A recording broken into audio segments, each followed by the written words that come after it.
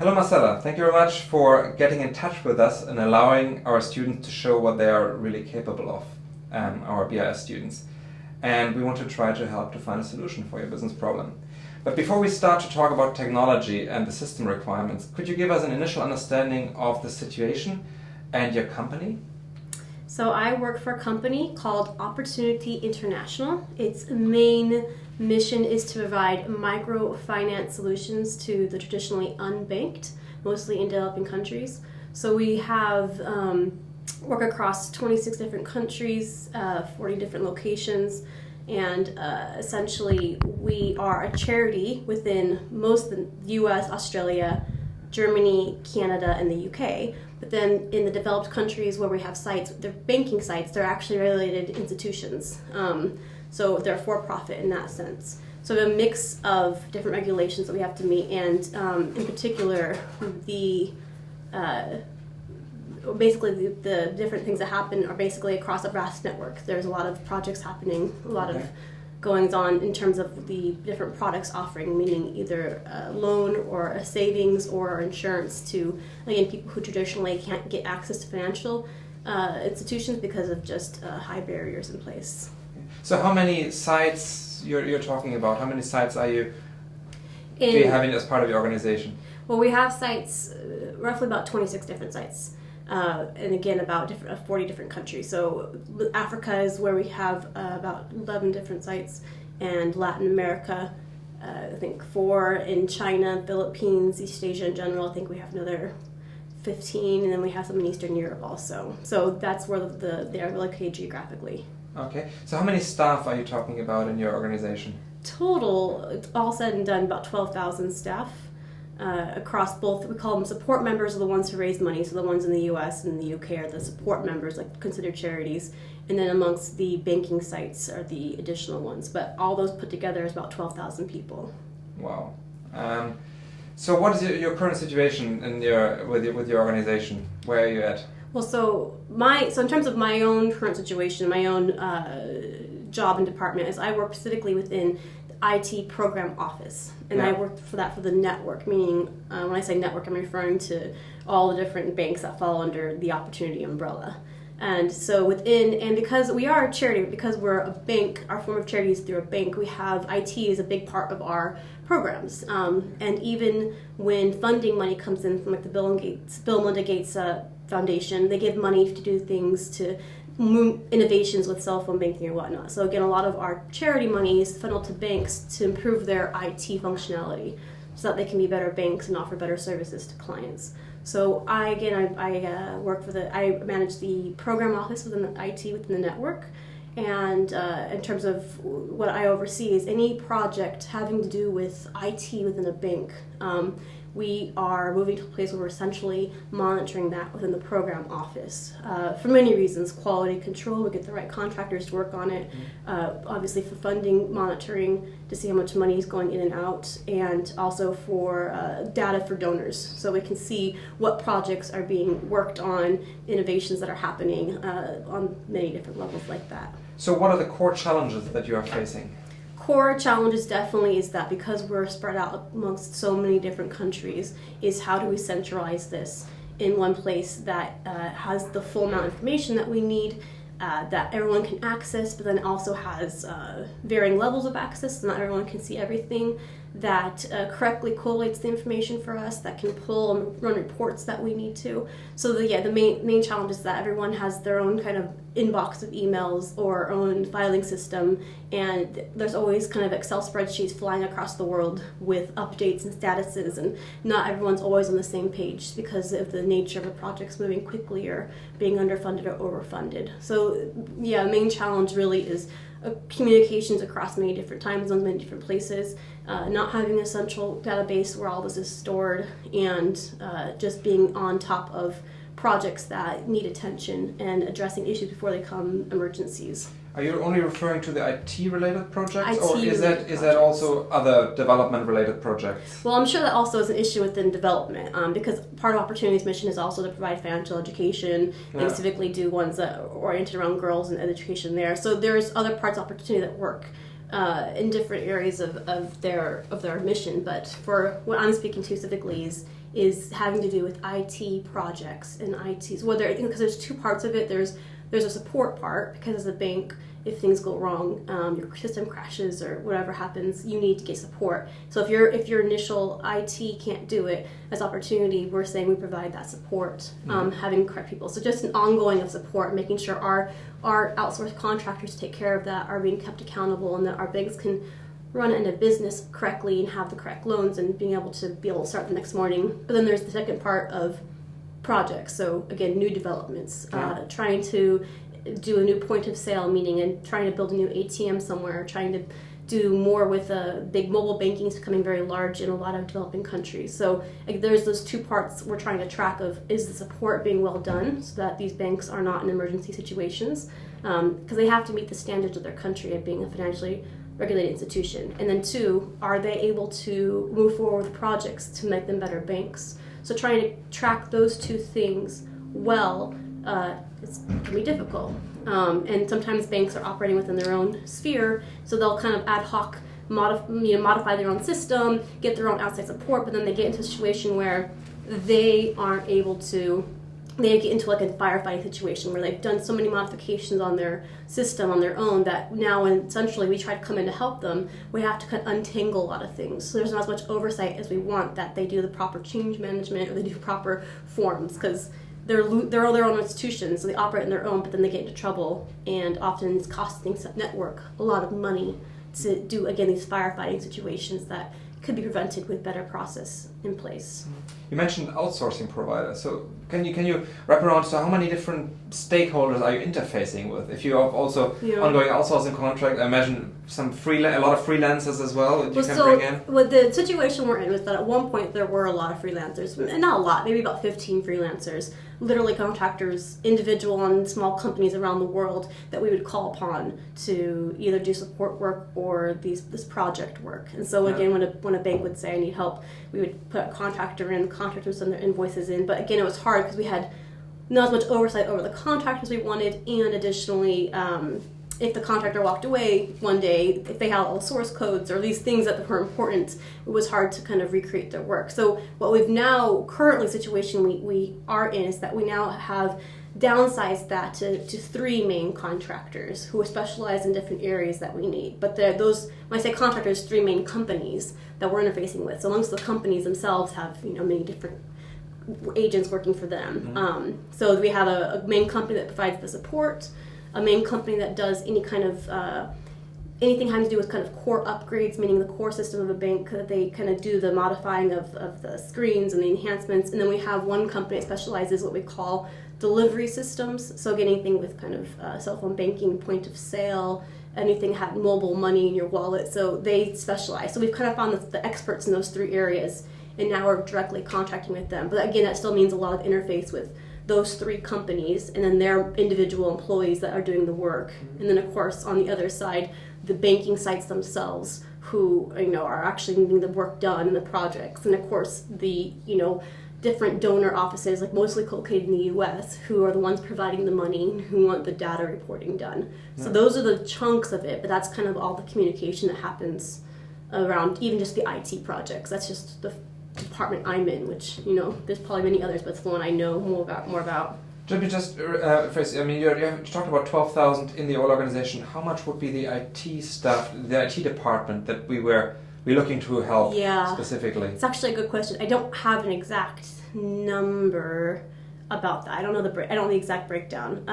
I would say, because the banks vary in size, and so you get anywhere from 3 IT staff to 100 IT staff in the banks. Okay. So I don't have that exact number. We generally what we try to do in the banking sites, we try to deal with just the IT heads. Yeah. So if I can break that down, it's not quite as large of a number, but I'd still say staff IT-wise, once you take the general management into account, the local, and then the regional, I'd say we still have at least 100 or so who work at just in IT, and maybe more of that in terms of consultants or risks or people who have to be kind of around it in the first place. I mean, at the end, we want to support you with keeping the overview of the projects and the administrative side. Could you walk us through a typical project scenario and put a bit of light on what kind of data, what kind of documents need to be created, need to be stored, need to be looked after?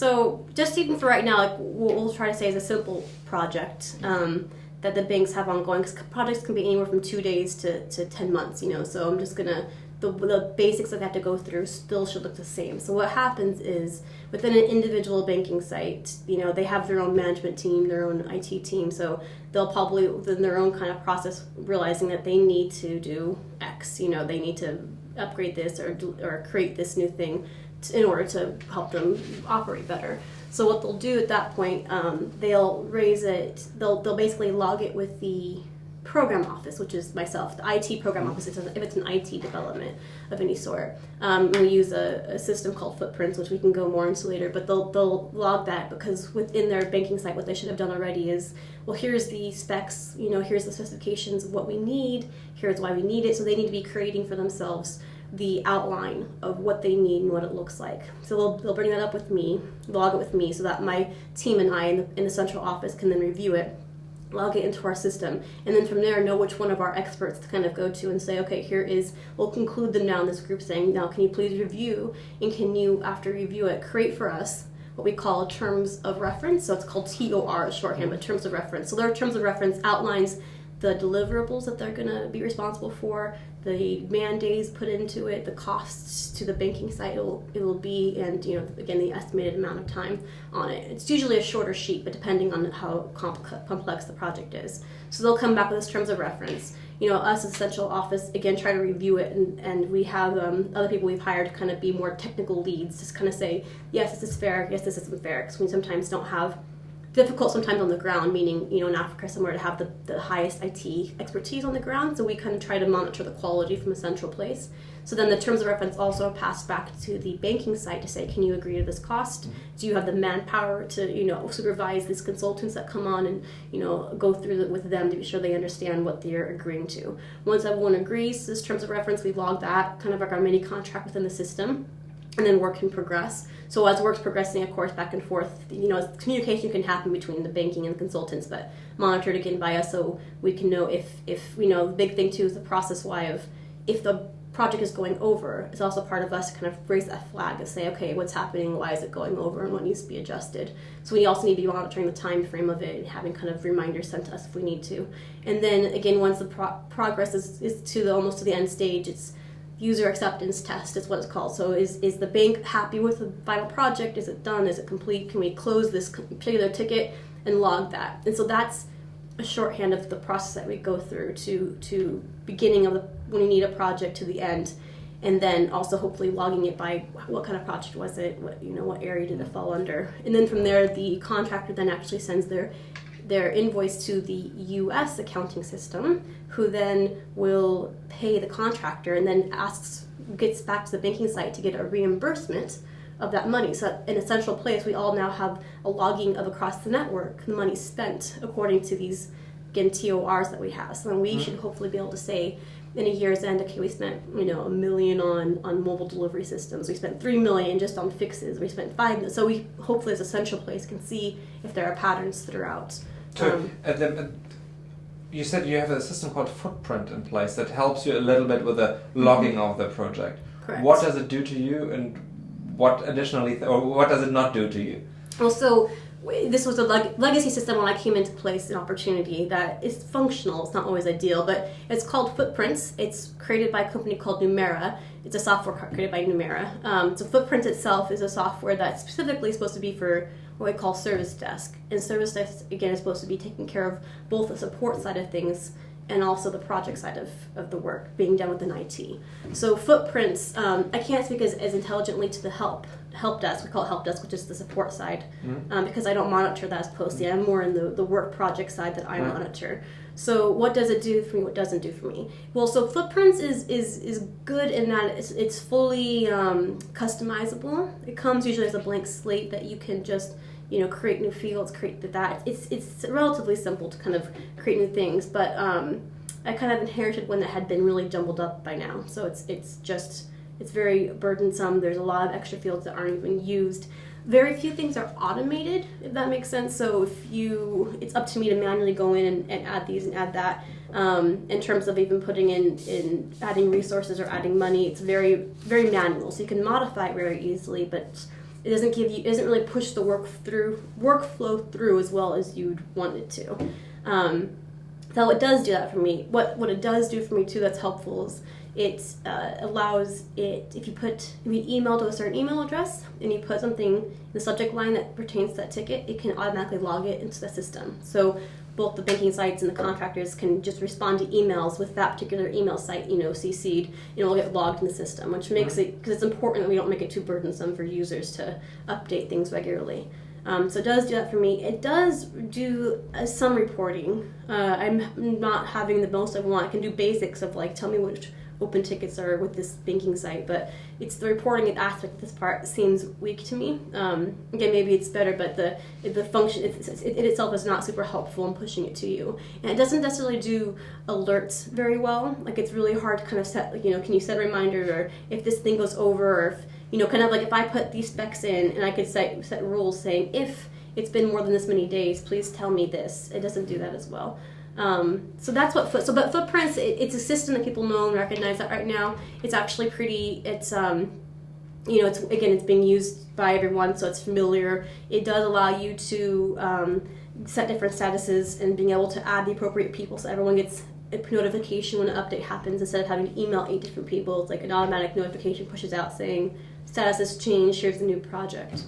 So that's a basic of Footprints. It's I think probably in the help desk side of things, it's probably very helpful in a support system where you have like things that open and close very quickly. Yeah. It's not necessarily good for project overview. If that makes sense. So now let's focus on the wish list. Mm-hmm. What is it from the business perspective? Mm-hmm. If you could, not if you could, but if we got to replace the system or we introduce another system, what is it you want from the system that we should be searching for and identifying?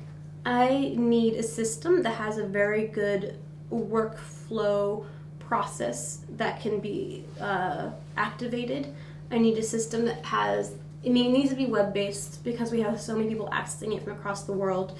It needs to be able to have multiple users at not a high cost to us. And then also needs to be able to have differing levels of access security in it. We can't have everyone, again, seeing all the different data in a system. It needs to be able to definitely, ideally export and import with Excel. Excel is just very widely used. Yeah, that would be my question. What other systems would it need to interface with? Most definitely Excel. Yeah. Ideally you can import an Excel file if you modify it right, and would love if you could import an Excel file. It can auto-populate. That's the one big key I would love, because a lot of times, again, I know at the end of the day we're never going to get everybody on being able to use the system, even just because in some countries they don't have internet access as strongly. But if there was a form we could have that could auto-populate into a system, that would be ideal, whether it's Excel or something else. It needs to be able to interface with email, not even Outlook or anything, but just being able to update systems with an email to that particular tool, whatever it is also very key to keep things simple for us. So Excel, I would say, needs to be interfaced with email. It doesn't necessarily need to interface with anything else, but it's those two things that would be key for. And just again, I would love to be able to set rules in it and be able to say if once you input things like the completion date, and the completion date passes, is it going to show up as red? I need to, because there's so many different projects happening that to every day click and go through, or have my separate Excel sheet and look at that. It just becomes a lot of, again, things that are wasted time. I think that could be much more automated, I'm sure, with some tool out there. What other functionalities you would like to see in there? What about repositories for documents, is that already handled by you, or are you looking at something that would also? I mean, all these are linked to actual documents that have been posted around, requests or proposals and so on.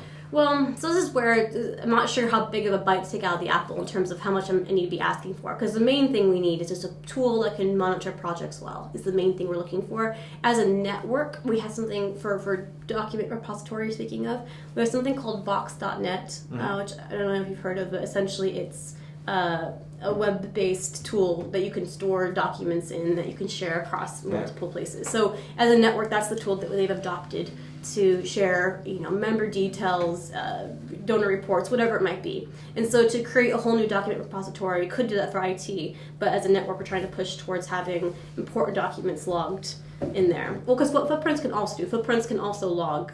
So if you have a particular document pertaining to a ticket or a project, you can log that, in that TOR, the spec. So that there's little small pockets of documents you can find within Footprints. But it's not as urgent of a need for us to find a tool that has the document repository, only because we already have another tool in place. Yeah. And that's pretty, for what it's a good tool for what it does, which basically is share documents. So we don't necessarily need to do a whole other sharing of documents from a different system, because it might confuse people. That's more just for our own needs and purposes, and then important documents later we can just upload easily enough to Box. Are there any other functionalities you're looking for from the business perspective? Yeah, any other functionalities? We just, I know the Gantt charts. I don't know if your students will be familiar with the Gantt charts, but it's very helpful. Again, from business functionalities, being able to assign a resource, meaning like an individual contractor or even our own IT staff. Also, sometimes you also, what this Footprints doesn't necessarily do is show you if I want to see all the projects that Mr. Victor is on or whatnot. I have to again guess and be like, well, I think he's probably with Ghana, and I think he's also working on maybe Rwanda things. So I have to kind of pull all of those things. So I would love to be able to see, okay, if I know that there's these people working on it, if I can then see how overloaded Kola is or whoever else I need to look at. That's also a very manual system, or very much emailing people and saying, is Kola busy? And this takes forever to get responses sometimes. So we'd love to have a resource assignment mechanism that can give me a snapshot at the people being utilized. I would love a financial tool. It doesn't need to be super complex. It just needs even basics of, here is money spent, and here's the budget, here's the money spent, and here's what's left. That basic kind of monitoring tool would be very essential. That would be my next question. What kind of reports and queries would be helpful for you? Overall, what I would love, so on a shorter term shorter term assessment, we would need things just, again, time and budget, very key things need to be monitored regularly so that we can track that and go back to it. Now, again, at end of year, if I were to make a wish list for end of year, what kind of information that we need, because it's one thing as a charity that operates, we're one of the largest microfinances in the world, and so our data is actually super valuable to a lot of foundations. They love knowing what innovations are happening within the microfinance industry, and if we can provide data for them, we're a good indicator of what's happening in the larger field. So I would love to see things like, again, being able to break it down by category. Again, what we can create those fields, I suppose, ourselves, but being able to say this falls specifically under, again, the delivery systems, or just the reporting systems, or just the business intelligence systems. Being able to pull it not only by it was a project, but it was a project that fell into these things. So we can see we had 32 different projects happening this year, and delivery systems, whatever it might be. So that would be one big wish list, to be able to be donor friendly, I suppose, and be able to give that kind of data as a report. Again, let's see, another report. Another thing I'd like to see was just even a breakdown of you had X amount of projects that took this many days, and being able to kind of break down how many projects were delivered on time, how many projects weren't, what's area that we need, kind of like be able to collect the data so we can highlight what we need help in. If it looks like we have way too many things happening for support, issues happening here or whatnot. So therefore, we need to pay attention to our banking systems, whatever it might be. So yeah, if wish list at the end of the day could just see type of project, overall money spent, did we deliver, like our ability to deliver on time? Because that's another thing we hold the contractors accountable. So at the end of the year, we realized that 70% of their projects were always over budget and over time. We need to address that with them and redo our contract with them. So there needs to be accountability on that part. And same thing with our banking members part. We can go through and say, you did this many projects and you actually delivered over budget or over time. Therefore, your business case mechanism within your banking site obviously isn't working well. So those are the kind of numbers I would love to see. Just kind of like giving us a breakdown of the projects, giving us a breakdown of the time and money spent, giving us a breakdown of the category they would fall under would be a huge help to the to our department, into the network. What would you not want to see? Not want to see. What aspects are you critical about? What do you mean? I'm critical about? Yeah. What would I mean? There are certain functionalities or certain things that you're not interested in, that you think that are overrated or are just distracting. Good question. It would be hard until I see it. I think to be realistic, I know I'm asking for a lot of complex things. To be realistic, though, I know that the best tools are usually the simplest tools with just a strong workflow system. So I don't necessarily need a lot of bells and whistles on it. Sometimes I see some of these. I've researched. I've done tons of research on trying to see like what's out there for project management, and there's like all kinds of the newest thing, right? Like there's ones called like Tiddlywinks, and there's ones called, I don't know, there's other ones that are just more kind of flash, I think, than they are actually content, because they do a cool little screen move when you click it here, and so are called My Five. So I think interface is important. But again, the simpler the better with that. And what's important too that I didn't realize is that there's, in my research, I'm also realizing that a lot of these project management tools are companies really behind them actually aren't companies that are that old or been around that long or could be going bankrupt next year. So we've been talking with some other charities sometimes saying, what do you use? And one person had utilized this one company, I can't remember what it's called right now, but they're like, yeah, they're going bankrupt. So now we're in a position where we have to like take all of our data and transfer it somewhere else. So it's really important to know that this, software or company is going to actually be around to support it for a long time. Because if they don't, then it's going to kind of become an archived system for us. Okay, so to wrap it up, what kind of budget would you think is reasonable for an application like this? It's a good question. We have a very good CIO, Chief Information Officer, in charge of the network who I work with, who's very smart about if it's going to cost a lot of money, that's fine, as long as it does what it needs to do.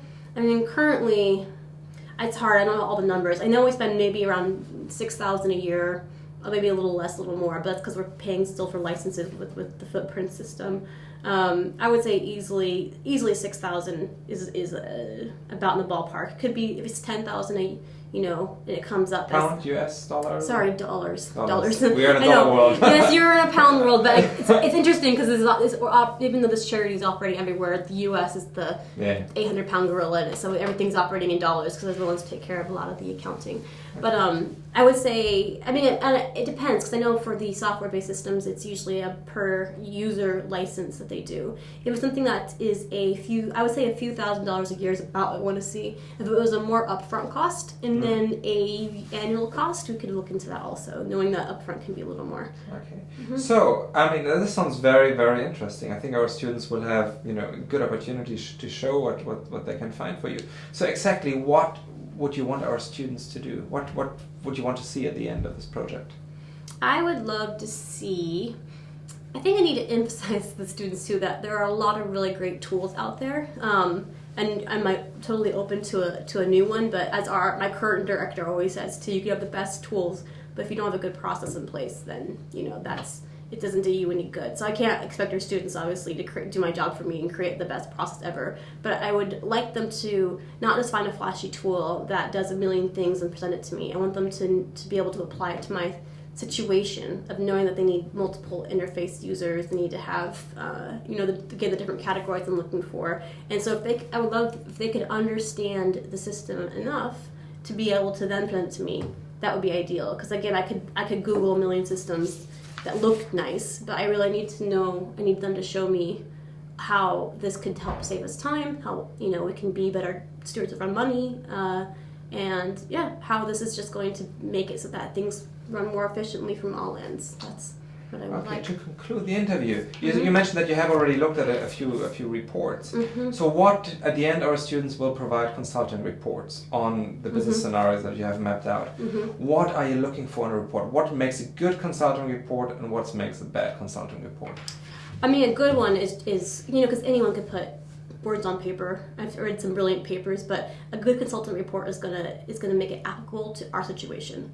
that's honestly, Michelle, you do your research. There's some basics you need to have in place of knowing numbers and knowing facts, but I think in my mind, I need them to know that they understood exactly what I'm looking for and they've addressed our needs and that they're honest when there need to be. If there's a gap here and we can't find it or not. But yeah, because in our company of internationalism, we get so many reports before us, but just this kind of like speaking error. I need something that is tangibly, maybe I would love even if they could show that this particular product or tool has been used with similar companies or similar organizations. So that's the best time for me, showing that they understand my situation, insight into it, and that they have applicable, either process or tool to apply to it. That for me would be a big plus for our report. Okay, we'll see what we can do. Thank you very much for the interview. It was a pleasure. Yes, Thank you. Thank you.